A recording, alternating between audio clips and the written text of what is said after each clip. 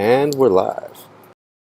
Hello, Steam Star Network. This is podcast number 3 for the Steem Experience, and I am your co-host, C Blue.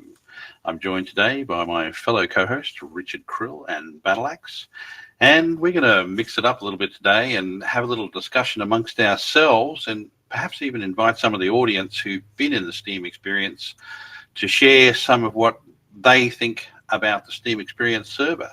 So first, Richard, say hello to our audience. What's up, everybody? Thank y'all for being here on the Steem Experience. And thanks, Richard. Battleaxe, would you like to say hello to our audience? I sure would. Hey, everybody. Hi, all experiencers, and welcome to the show. Hope y'all are having a great day. Thank you, Battleaxe. And hello from me, C Blue, to all our listeners. We appreciate you turning up to the show, and we hope to bring you an entertaining discussion over the next hour. Now over to Richard for an update on this week in the Steem Experience Discord server. Yeah, once again, I've been super busy with the Taj Mahal, so I haven't had a whole lot of time to be active in the Steem Experience Discord server, but it's been active as usual, whether I'm here or not, which is kind of the whole plan. It's a community-run Discord. So most of the updates are really just about the show this week. This is our 3rd show. We've had 2 awesome shows already. We had a couple awesome guests, Battleaxe and I'm Not a Geek. We are finalizing the next few guests. It's not decided for sure, but we've been talking about and with Mandala Flower, What's Up, and Shadows Pub, so I'll let y'all know when those get finalized. We also have Sir Lunch the host working on some audio visual awesomeness for us, so look forward to hearing and seeing that soon. And yeah, I mean, in the server I've had some awesome conversations as usual with Sea Blue and Mughat, but in a little bit of growth and normal interaction, but got a lot of big plans for the future, so hopefully the updates will get bigger and bigger. Well, thanks, Richard, for the update. So I guess at this stage we'll move on to our subject today, which is going to be Richard, how did the Steem Experience come about? What inspired you to create this space? Yeah, well, to tell you the truth, it was the night I got kicked off SteamSpeak. Whoa, drama. Yeah. Drama? Never. I mean, it was honestly awesome because I'm still part of SteamSpeak. I still go back there and hang out all the time. There's no hard feelings or anything. But it kind of opened me up to this whole landscape of Discord servers out here. But to tell you the truth, right away it was just like, man, I love what I have on SteamSpeak, where I can get on here and chat with these intelligent people and we can have this open, honest dialogue with each other. And so I didn't know it was only a 24-hour kick or whatever, so I was just like, shit, what am I going to do? I love this. I'm going to have to recreate it if I can. So it's something that I'm just super passionate about anyway, as far as open, honest communication. And I kind of had a little bit of conflicts with the way it is in SteamSpeak. Not to say anything bad about it. Like I said, I love that place, but I had a little bit different idea as far as the Steem Experience goes. You know, there's no rulers at all. There's nobody that's in charge really at all. We all have a lot to, give to the project and everything, but it's community run, and the only rules I have, are no abuse or hatred. It's just about open, honest communication that's built on love and respect for each other. Now, don't get me wrong, like, there's going to be heated discussion sometimes. It's going to happen when you care about what you're talking about, so it's not, a place where you can't, cuss, or where you have to be politically correct or anything like that. As long as you're still acting out of love and respect, you know. Yeah. And it was at that time, I guess, it was part of the kicking out of SteamSpeak. Kicking, we weren't banned or anything, you come back. But that got me to come over to visit your server, because I was thinking, oh, damn, I like chatting to Richard.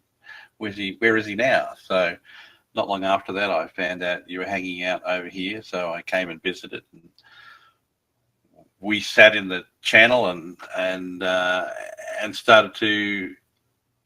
Well, you started to tell me your ideas, and then I thought about Enter the Spectrum. Hi, man. Just hang on a tick, because we're kind of covering a subject at the moment.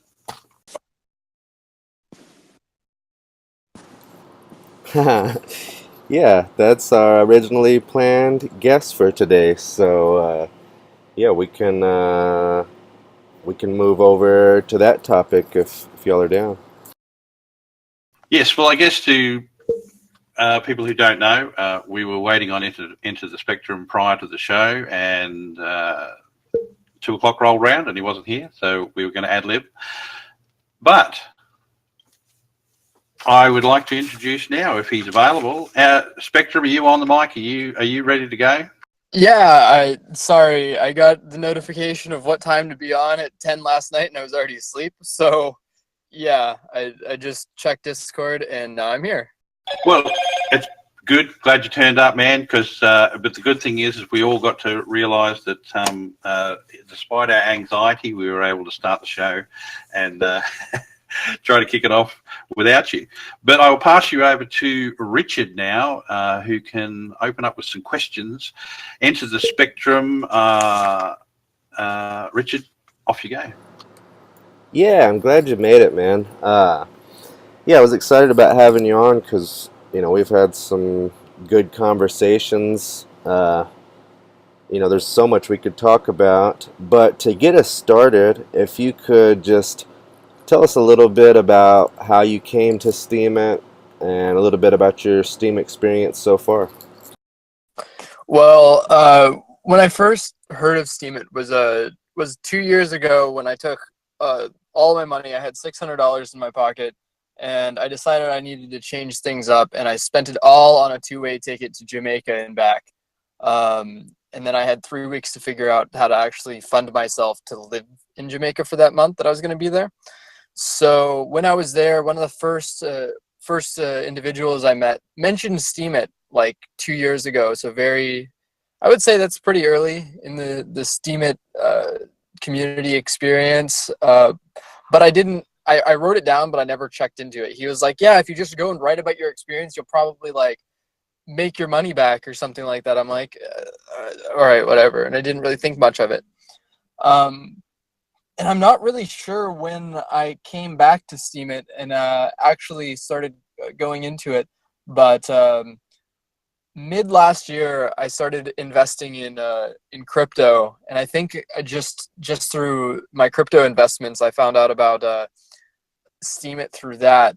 And when I actually joined the platform and started posting is when I started living out of my car and posting about the experiences that I was having, because every week at that time I had a theme which was transcendence, and every week I would focus on a new pillar of life like flow or self-care or motivation or drive, and I would just try and radically integrate one of those pillars into my life and then share through video blogs what my experience was and the lessons I was learning.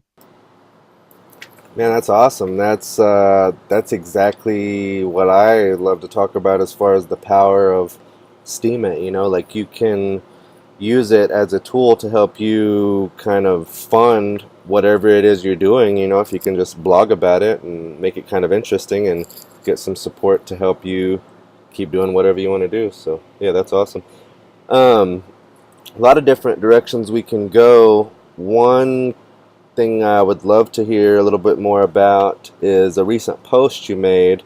You can probably already guess what I'm talking about, because for me, when I read it, the timing was just synchronistic. Like I'm in a little bit of a transition stage in my life, going from living in Austin to living on the road, and Taj Mahal, so I've had not my normal routine and had some trouble with motivation in some ways. I mean, I'm busy, but you know, when you don't have your normal routine, it can be a little hard to have the normal kind of motivation to get everything done. But anyways, the post was motivation is bullshit, and here's why. And I love that post, man. Can you tell us a little bit about how you ended up writing that, and you know, what it's all about? Well, to start, I'm working on composing a TED Talk right now, and so one of my main things that I do every day to expand myself in public speaking is I listen to one public speaker a day, and then I after the talk I pretend as if I'm actually talking to the person and telling them how I felt about the speech. I feel like actually visualizing that keeps it more positive, and you get even more out of it. Just that psychosemantic part. But anyhow, this one day I was having actually kind of some difficulties. I'm also training for a Spartan race right now. First time working out in my life, doing it all by myself. Just have a Planet Fitness membership. Not really any help. I'm just winging it. Have a few months, and I was just kind of like, I wouldn't say losing motivation, but I'll say that this video that I watched that day came at perfect timing for me as well. And it was by someone, a legend, not just a person, a legend named David Goggins. This man is magnificent. I don't remember what the name of the motivational speech was. I think it's somewhere along the lines of motivation is bullshit as well. But I have that posted in the comments on the motivation is bullshit post, so you could watch it there. But this guy is like an ex-Navy SEAL. He's the only person to complete Ranger training. The I think it's the Air Force hardcore training course, and Hell Week 3 times. So this guy is an absolute badass, and he wanted to push himself even more. So then he went and beat the pull-up world record, and he went and did the death race, which is 120 miles through Death Valley in like 48 hours or something like that.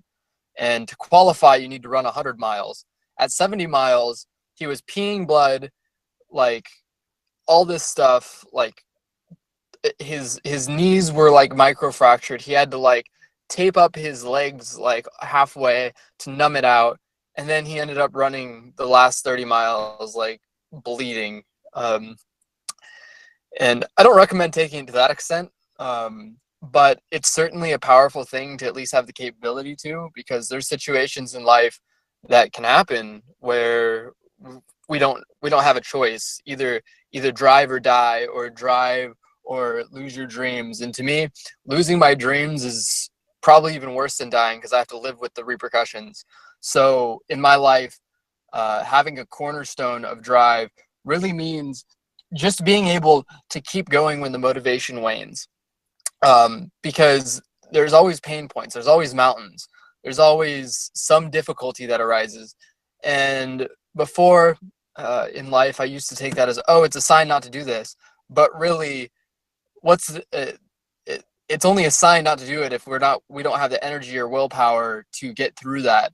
But when we have the energy and willpower to get through that, those mountains just become experience. So when those mountains come about, now I'm just like, all right, let's fucking pack the bag and see how much we learn from this. Like every step along this path, I know is going to be like an experience point, and I'm going to level up so many times, because this is like the Himalayas or something, because that's how mountains come. They usually come in ranges, and motivation wanes through those. We're not perfect. We can get hard on ourselves at times. There's so many things that motivation that wanes motivation. But if we can use motivation in our hearts just like as the compass to know what direction to start in, and then fully have faith and trust in that, and be able to know when to keep going, when to stop, when to rest, that's really truly the balance of drive for me. Yeah, that's awesome, man. Yeah, that David Goggins, when you replied to my comment with that video, I didn't catch it until the next day. But like you said, man, what a badass. Yeah, that whole, when he talks about that whole experience that you described, it's, to me, it really makes me think about the power of the mind. I think about like Wim Hof, who is showing people how powerful we really are. If y'all don't know, the Iceman, yeah, there's a Vice documentary about him called The Iceman. But it's the same kind of thing. Like he's showing these incredible feats, putting his body through things that most people would consider absolutely impossible. And to me, it's just the power of the mind. Like you're talking about, you can be motivated and your motivation can wane. But if you have that drive and you know your power, it's absolutely crazy what we can do. Um, I also wonder, does this go into something you said before that caught my attention? That I think this is maybe part of, but I'm not sure, so I'll just ask you about it. Um, but it's a phrase you said, the exponential mindset. Can you tell me what that means and why it's important to you? Oh yeah, the exponential mindset. So there's so many depths I can get into with this, keep uh, but keeping things simple is always best. And really, with the exponential mindset, to me, is getting out of our own way. We can't we can't compound ourselves if we're constantly tripping over our own traps, like our own self doubts, our own any of that. And once we can do that, then we can start moving forward. We can start really truly walking, not just in the physical sense of it, but in the goal sense of it. Like we can actually start making progress, and that progress creates motivation, and it creates all these other positive things. And once we really start going, it's almost like when we can really start truly running downhill. Um, and as we start actually having that experience, we're gonna fall sometimes. Like we're going faster and faster, and that's okay. But then there there comes the second tricky part, which I find in all the greats, Martin Luther King, Nikola Tesla, Thomas Edison. This is the secret that they all had that most of us do not. The thing that puts us apart from greatness is they know how to get back up better, and that means not getting down and beating ourselves over the head with it. It means getting down, failing the light bulb for the thousandth time, and asking, okay, that was good. That was an iteration. That was a try. I understand that it wasn't going to work. So how do I take this experience and how do I make it better? And we can't be beating ourselves up over the head with that. That's just wasting all these valuable resources, willpower, time, um, and all these other things. ALX, he didn't do 88% of the light bulb tries, but he still had to stick in there while he was doing it. And there's so many other examples, right? And most people fail once or twice and they get themselves down. So the exponential mindset really is um, not only being able to get out of our own way, but when we fall, realizing that that was just one try, one time, and seeing the gold in that. Like there's an experience or a lesson to be learned in all of those. And the exponential mindset is when we can truly uh, extract as much information as we can from that, or the most effectiveness from that, get back up and keep going. And that's where an interesting combination of, you know, self-love and faith and motivation and drive all kind of come together in an interesting way. Man, I love that. Uh, it's something that I'm working on right now myself. I guess probably a lot of us are. Like you said about getting out of your own way. It's that might not sound to somebody who's not really starting to understand that, and especially in combination with a discussion about motivation or drive. But it's so true. It makes me think of a conversation I was having earlier this week with Sea Blue, and I brought up the old Taoist philosopher, if y'all know of Wu Wei, he really hits on some of these things. Like I've got a quote here I just looked up, a couple different real short quotes from him that really kind of hit on this topic, I think. Here's the first one. To attract people naturally, effortlessly, we need only follow the true prompting of our hearts. I think that says a part of it. And then here's another quick one. To have anything we want, we need only raise our level of consciousness to the level of consciousness where what we want exists. And, to somebody who's not ready to hear that kind of stuff, it might sound silly, but to me, it's, as I'm discovering it, it's so powerful. Like I notice sometimes doing things that, I guess I'm driven, like I have the ideal, but it's like I'm doing it intuitionally without really having to motivate myself or something. It just kind of happens. Like I'm probably not doing it justice nearly as well as you or Wu Wei, but that's the way I see it. And so that quote that you just mentioned makes me think of another quote by Thomas Edison, I believe, that goes a little like, "A problem cannot be solved from the same place it was created," and that kind of goes hand in hand with it. Yeah, I've heard that one attributed to Einstein, but I've never known for sure who that was from. But yeah, that's true. Yeah, it might be Einstein. I can't recall right now. Yeah, it's funny, because you go through all that striving and effort, and that's good, like you need to do that, I feel like. But at some point, I feel like I've started to experience this that we're talking about. You kind of, like you said, get out of your own way.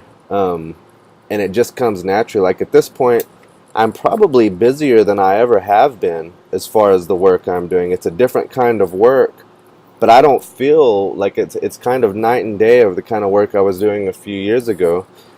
Because I'm doing what I love to do. Like everything I do, I love what I'm doing. I'm doing what I want to do, and I'm doing, what my heart drives me to do. So I still feel like I have so much room to grow and learn, of course, but I've found a path that's just, there's always going to be struggle, I guess, but I've found this kind of Taoist way of like getting out of your own way. That's really the best way to say it.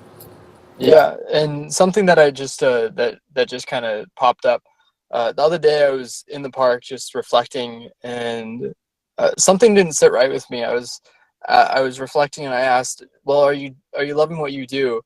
And I thought about it because it just didn't sit right with me at the time, and I was asking, do we really love the things we do, or do we love the people we do it for? And I'm finding more and more as I let that sink in that I don't think anyone actually loves the action of what they do, like, but instead they I'm all about like finding the core in something and knowing what's driving and motivating that action. And I haven't seen anyone that you can't boil it down to loving. Like it really comes down to who we're doing it for in a way. Whether it be for ourselves because maybe we love art and we're doing art, or maybe we love the praise that we get for whatever we're doing. But it always comes down to uh, the social connection, which is a huge circuit that drives the human experience. I wanted to interject for 2 seconds, if I may be so bold as one of the 3 hosts. First of all, welcome, Enter the Spectrum. Thank you. Hello. I actually wanted to get an opinion because you touched on something that even with the train of consciousness chug-a-lugging along was about the Taoist philosophy, because I do see that embodied, honestly, in the Steem Experience. Oh, I love So that. Sorry, go ahead, Ray. okay.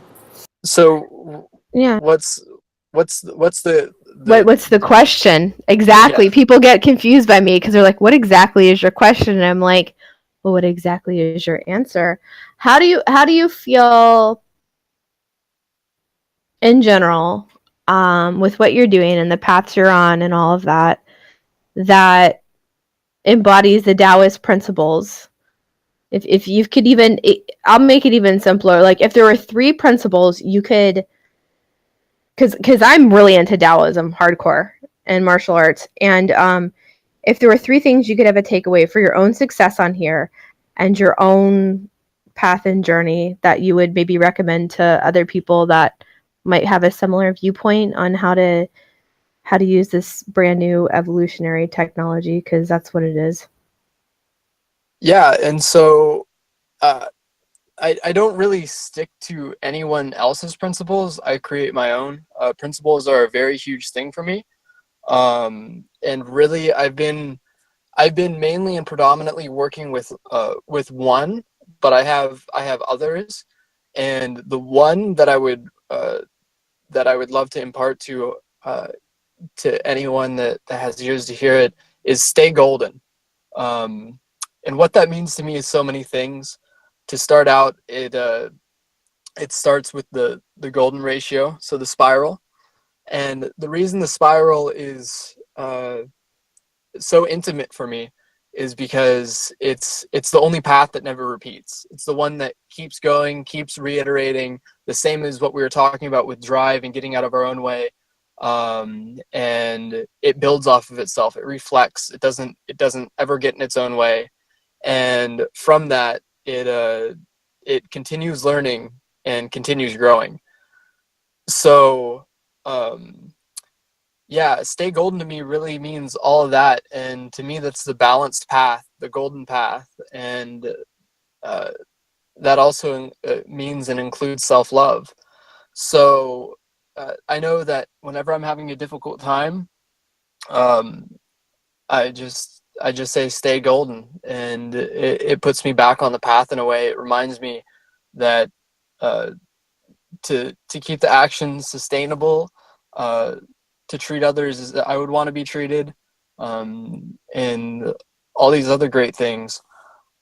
And another principle that I just thought of that goes along with what we're talking about, drive, is I haven't really condensed this into a direct principle yet, per se.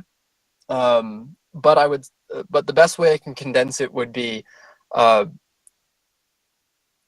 only allow yourself to be your own competition, right? So when I was going to the gym originally, training for my Spartan race, what I would do is I would keep looking at the time and going, oh my God, I can't make it to my target goal. I can't do this. I can't do that.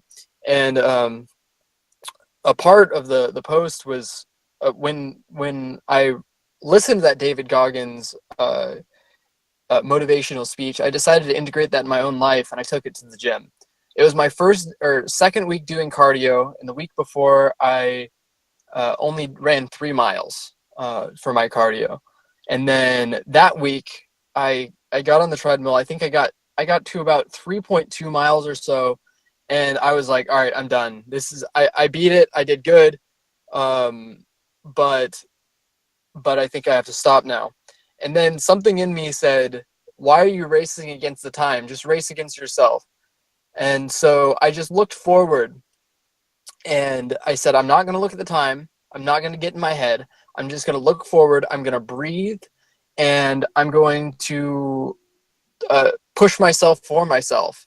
Um, and long story short, after breaking through myself multiple times, I looked down when I mean, I could have kept running, quite honestly. I felt like something in me said that I could run 100 miles more if I truly needed to, but I was content and happy with with how far my body was willing to go with me.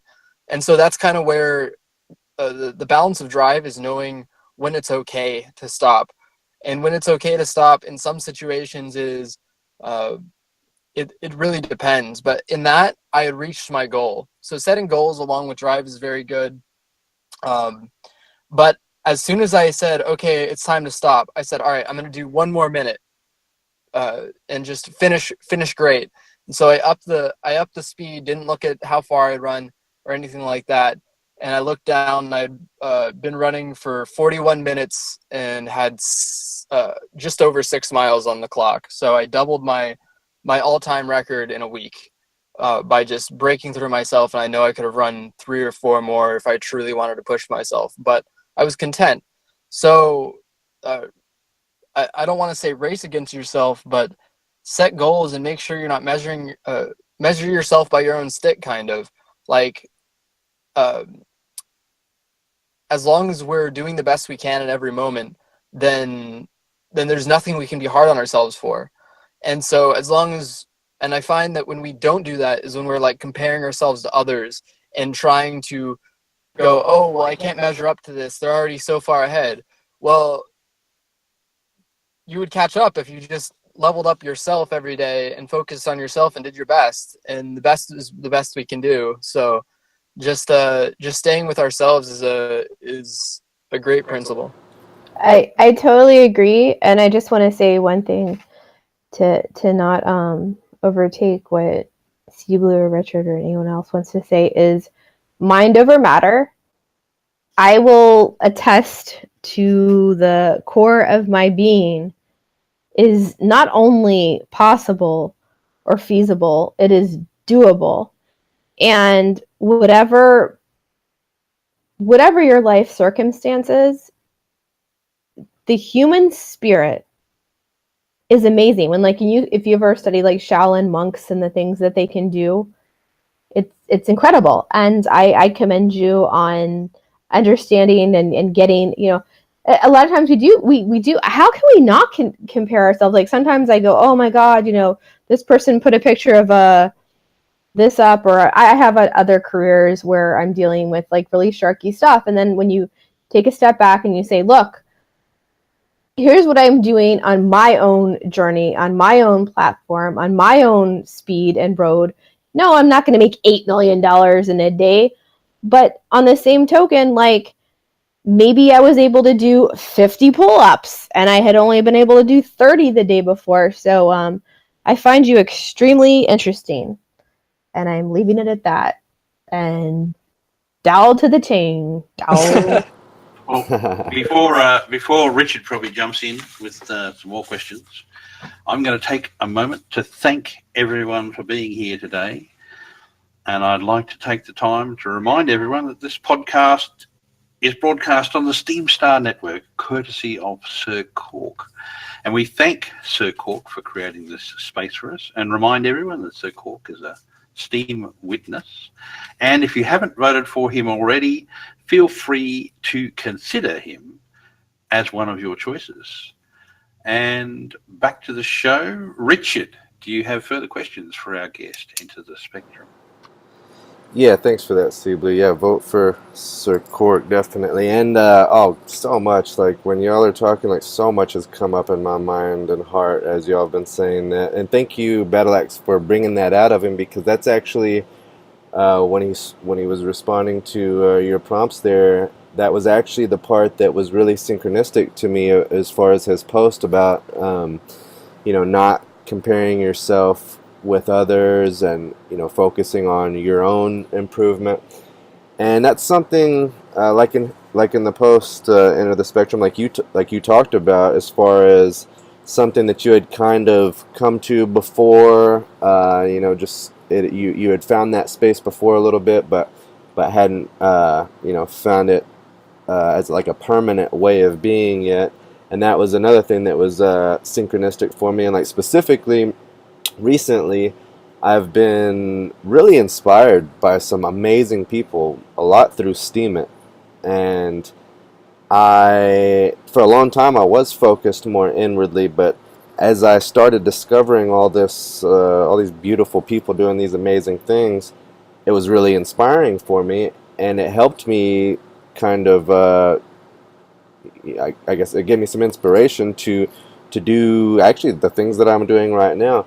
But then what I noticed is I kept looking at that, and then I started comparing myself to them, and there was one day, in fact, it was the day before that I saw your post. For some reason, I got into a little bit of a mindset of, just like not feeling adequate or something. I don't know. It's not a place that I normally get, but I was just, I was comparing myself to these awesome people that were inspiring me, and your post really kind of helped me work through that as far as getting to a place to where, I can have that inspiration. Like I think it's good to look at those people or whatever you're looking at and be inspired by it. But then, to take your focus back inwardly and use that to continually improve on yourself. So I'm glad that got brought up. Another thing, and there's just so many things. I want to give Sea Blue and Battle Axe a bit to chat with you too. I think you and I could just go all day long. But So something that brought up for me just now is someone said something the other day that I know and I've known before, but they just kind of hit it home. Every moment, I think when we hit about 35 is when our cells stop regenerating faster than they're growing. And so time's real. Death is still a real thing. And so that means that every moment we're getting closer to that death clock. And that means every moment my cells are dying. That means a part of me is dying for every moment I choose to be in. So what are you dying for right now? Because this moment Bingo. that you're spending is literally, you're sacrificing a part of yourself to be here. And that's truly what time is. And it's a hard pill to swallow, even for me at times. But the truth of the matter, all of these principles and all of these things really are trying to figure out how to navigate this experience the best we can, so that we're not selling ourselves short on the every moment sacrifice of our own self. And that's difficult. That's a hard thing to see, but if we truly scope out and look at the bigger picture of it, that's how it is right now. And things like not comparing ourselves to others makes it so that we can be here, because we deserve to be wherever we are in this moment. This is what we've chosen. We've chosen to be sitting wherever we are, talking with whoever we are, and we have the option and the choice and the willpower to be able to say, no, this isn't what's right for me anymore, or yes, this is what is right for me. And being there, we can always feel when our heart isn't like truly where we are. Like we can feel if we're like just being drained when they like go to the DMV or Walmart or Target. And in those moments, we have the choice to say, oh yeah, well, this is just a part of life, or saying, no, we need to find a better way. And if this question is even coming up, it's usually about the time when your spirit or your mind or whatever it is going to call and say, hey, it's probably a good time to find a better way. And that just comes down to owning our experience, owning our now, owning the situation we're in, and learning how to negotiate for a better one. Because life doesn't give us what we're worth. It gives us what we ask for within reason, what we're willing to go for, what we're willing to be in balance for. And that has to truly shine through. yeah, definitely, man. That does fit so well into this whole kind of topic that we've got going about getting out of your way, because it's like staying present and staying, for me it's kind of like staying heart-centered or something, staying that positivity. There's another quote, I hate to keep doing this, but it just keeps popping up. There's actually, I think, this quote for today. There's a project that Sea Blue's working on, the James Allen Steem It, and the quote for today was so good, and I think it fits right in, so I hope y'all don't mind. I'm going to read this, and I want to hear y'all's thoughts on it. But to me, this fits right into this theme, so here it goes. This is James Allen. Whilst a man is engaged in resisting evil, he is not only not practicing the good, he is actually involved in the like passion and prejudice which he condemns in another. And as a direct result of his attitude of mind, he himself is resisted by others as evil. Resist a man, a party, a religion, a government as evil, and you yourself will be resisted as evil. He who considers it as a great evil that he should be persecuted and condemned, let him cease to persecute and condemn. Let him turn away from all that he has hitherto regarded as evil, and begin to look for the good. So deep and far-reaching is this precept that the practice of it will take a man far up the heights of spiritual knowledge and attainment. That's beautiful. And who was that quote by again? That's James Allen. C Blue is doing a project where it's like a daily quote from James Allen. He could tell you more about it. But man, that struck a chord with me so much, and it's so much like what you're talking about, because in fact I can take it back to like cryptocurrency kind of like, and like from my own personal experience, like a few years ago I was kind of in that mode of paying attention to all this evil shit that's going on, like looking at the central bankers and everything and feeling kind of hopeless, like how could I ever fight these guys or beat them at their own game. And the only thing I was able to come up with is that, you know, I shouldn't even try that. The only thing that you could possibly do is create something, you know, outside of that just work on something that's good, and then that could turn into something so powerful that the other wouldn't even matter.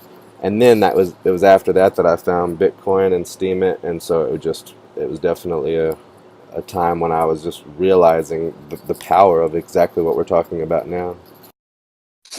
And I'm reading a book right now. The current book that I'm on is The Dark Side of the Lightworkers.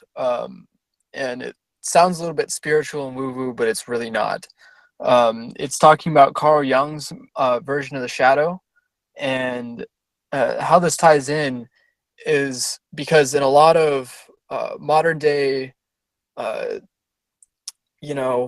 examples, there has been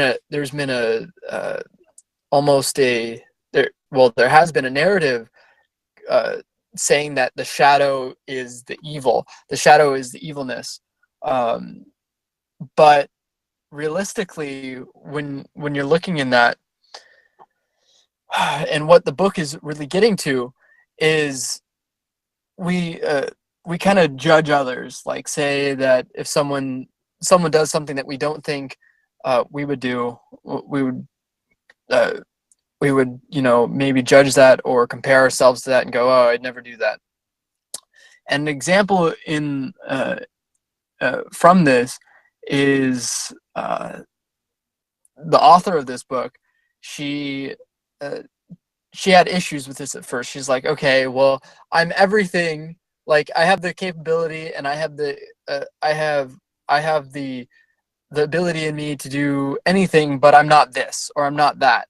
But then we break it down of like what emotions it takes to like yell at a child or be evil or nasty. It really comes down to just a combination of experiences and emotions at the same time. And if we can break it down and say, okay, well, what is evil? Oh, well, it's when you don't have this need being met and you have this experience and this and that. And then you start saying, oh, well, I've had that experience before, and I've had that emotion before, and I've had this thing before, but all at different times. Then you realize that we all have the capacity for that as well. And it's not to be sympathetic with evil or difficulty or the shadow. It's just something to keep in account to really get back to holding ourselves accountable for our own situations, and keeping it where we are exponentially going towards our best self in every moment. Because when we're focusing on others, that's not happening. And that comes with accepting that everything in the world is not as different as we are, and we have to be able to work with that. And I find that when this is mastered, when we're able to better accept the outer world, we're able to better accept the inner world which makes the exponential mindset that much more effective.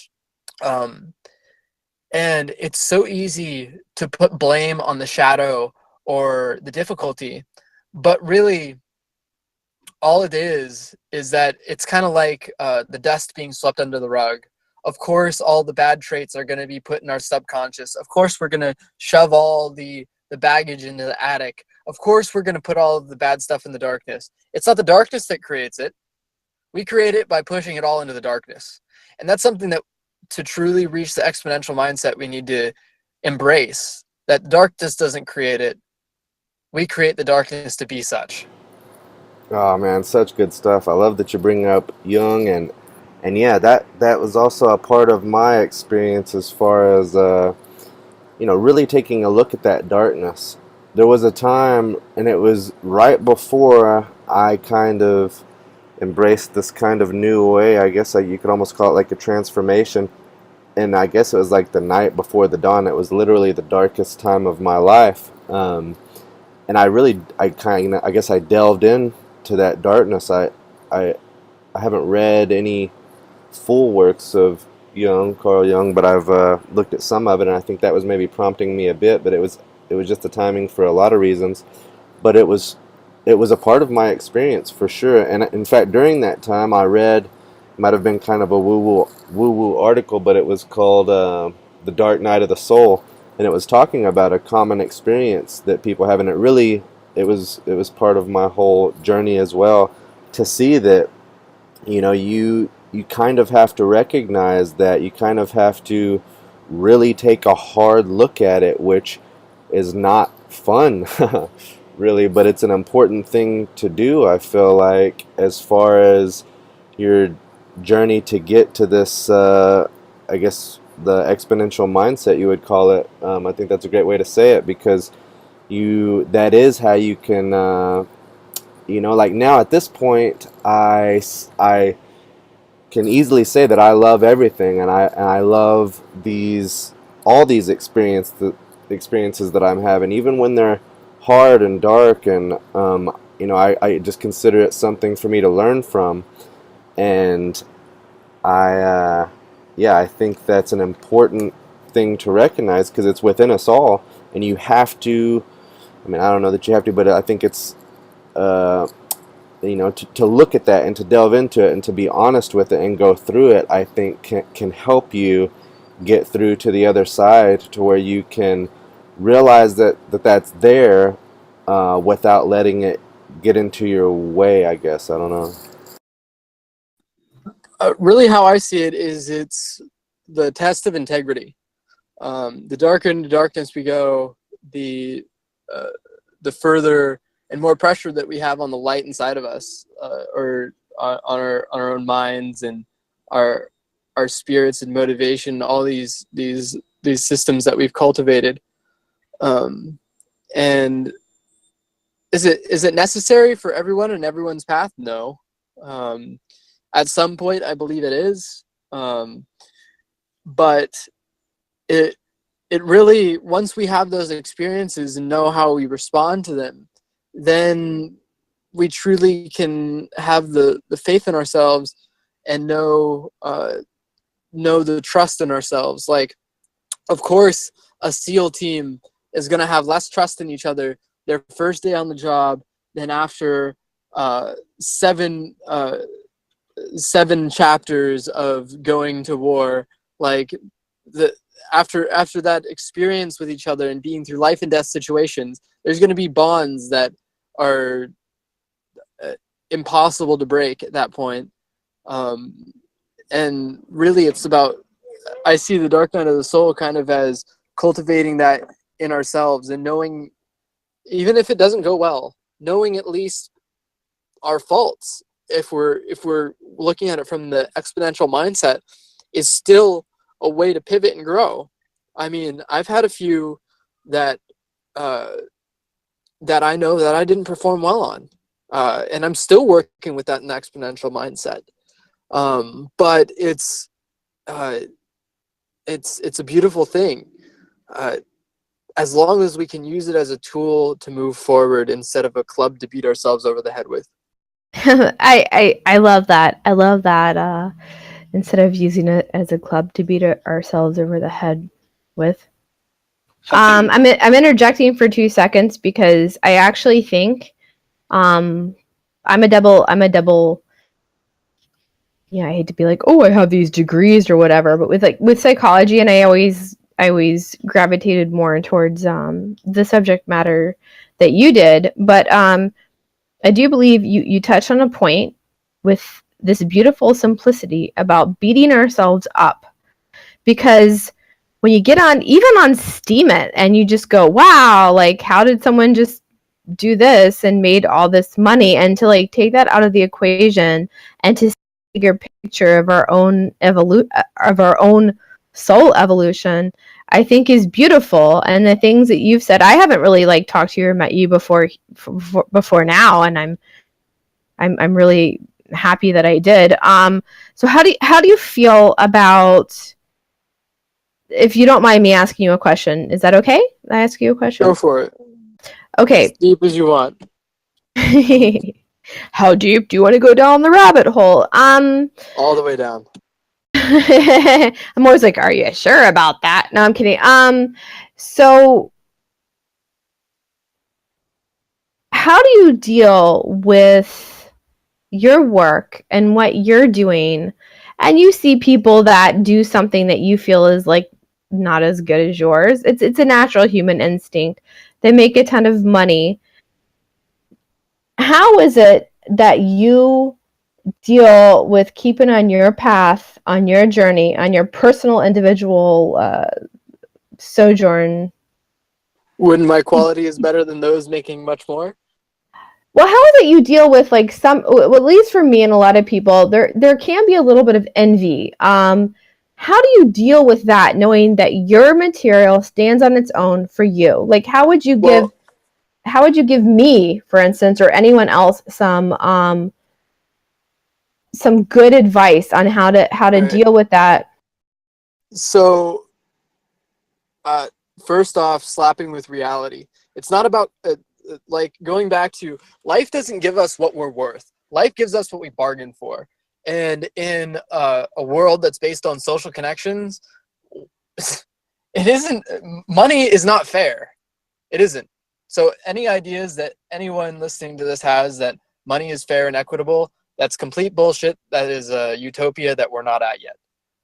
Money goes to those who have connections. Our net worth is our network, and that is true through and through. I just met with somebody who helps Robert Kiyosaki uh, post a few of his own books. They helped The Secret. They helped Airborne get into all these stores. They even coached Tony Robbins at one point, and all the. It's just a different mindset. It's looking at the game in a different way, and it has nothing to do with the quality of content, right? And it's a part of playing the game. But I would say not even to worry about it.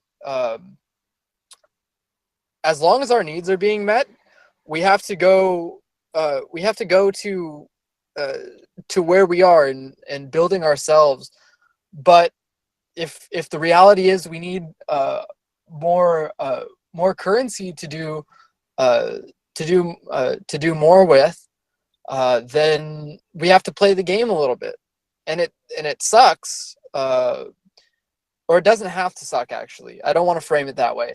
We can have great, brilliant connections like I've been making, and have a beautiful time along the way, and still make it. But there is one fallacy that I want to touch on here, and it started with I don't remember, but I don't remember the name of the show. But there's a fallacy in America that one person by themselves can become a billionaire or a millionaire or anything along those lines. And that's complete bullshit. We see these stories of people like Steve Jobs doing all these great things along the way, but really what those stories leave out is all the people that helped them along the way get to where they are. All the success stories are on the backs of others, and most of the time it isn't rightly attributed because they want to write the best memoir. But what that does a disservice to the world is now we get into this celebrity pop culture where we idolize people based upon their own achievements. And if I can do one thing in my life, and what I'm trying to do the best in my life is to do things in a way to show everyone that it can be done, no matter what the position. I'm living in my fucking car right now and doing all this. I'm starting up 3 jobs. I'm starting up the first business collective that is done on a communal way in the way that I'm doing it. I have a drone filmography company, which could potentially explode if I allow it to. There's so many, but if I have success, it has nothing. If it has anything to do with me, it has to do with me accepting where I am, owning where I am, and moving forward. Not in a way that is moving forward, as in moving forward myself, but moving forward in my connections, right? Because I know that I'm not going to get where I want to in life. I'm not going to fulfill my dreams by myself. The first thing, everything that I'm doing now only comes down to one purpose, and that is building more connections right now.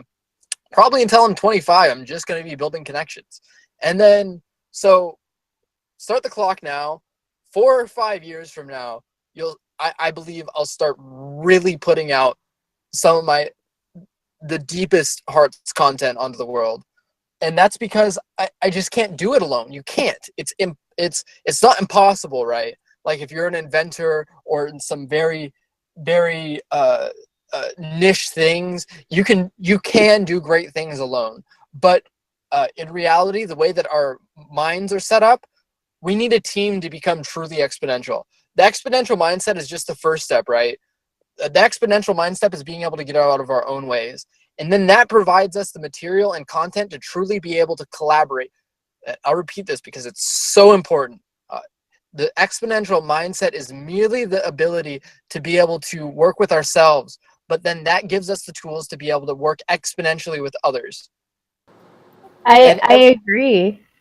Every single billionaire operation is built with a mastermind group. I don't care what you say, it at some point goes to the point where it needs mass collaboration, mass connections, and that is the secret that these companies have. I mean, they have many secrets, but this is one of the hugest secrets. They know how to work together. That's it. They know how to work together, and they know how to leverage each other. No man is an island. Nope. Amen. No man, woman, if you identify as a Pokemon, My Little Pony, whatever the hell you identify as. I feel that that's very true. I think that we, right now, it's not like I just think. I mean, they have damn algorithms, and you want to argue with math that 1 + 1 = 10 million, then good luck with that. But the point is this, is that there is we right now, who are listening right now or are doing things right now, we are pioneers. I don't care if one person is worth 1 cent or $1 billion or whatever. There is a mindset which Enter the Spectrum gets and is touching upon about the collaboration. We're either going to go back in time where everyone is slit throat, and I'm not saying that there isn't some degree of competition and all this stuff, but We can't. The world will burn. Yeah, exactly. And I don't want to be the one to light the effing match. And my point is this, is like, even a show like this where people that didn't know each other and know each other's blogs and this, that, and the other can connect. It's a beautiful thing. We are at a point in time of evolution that is freaking amazing. If we take the opportunity, if we take the action, if we stop blaming others, if we do these things. And I see absolute beauty in what you've said. Has been so moving. I gotta tell you something. I don't like dispense this crap. I don't dispense this stuff like candy either. You really are saying and spitting out some truths that are a beautiful thing. Yeah, and just to bring it full circle, that's part of the Steem experience. That's part of, I think that's why we're finding our tribe here, through Steem It, because it is about collaboration. And then the Steem Experience Discord, it's about collaboration, communication, and really just entertaining ourselves too. But yeah, go ahead, C Blue. Well, I'm going to thank our guest Enter the Spectrum for being here with us today. I've enjoyed listening to it. I had a lot of thoughts, but I thought I just want to give you the space to talk about your thing. We're at the top of the hour now, and it's nearly time to go. So I'd like to give Richard and Battleaxe a chance to thank our guest, and then I'll call everyone to say goodbye, and we'll wrap it up. Yeah, I just thought it was so good. I really liked what you had to say, End of the Spectrum. Thank you for being here, and thank everybody for being here. We'll see y'all next week. Yeah, thank you so much. Battleaxe?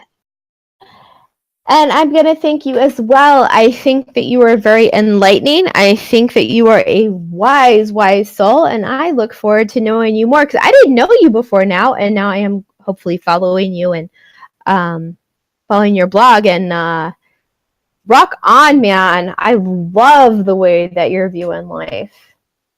Awesome. Rock. Thank you all so much. And I would like to close out with one thing that is it's great to have this Steem Experience, but the reason I'm doing a business collective in person is because there's something different about being physically with people and collaborating that just changes things. And so it's great that we're all doing this in this collective, but bring it out into the real world. Be there with people. Find your community. I hear you, man. And with that, we are going to close the show. See you all next week. Bye.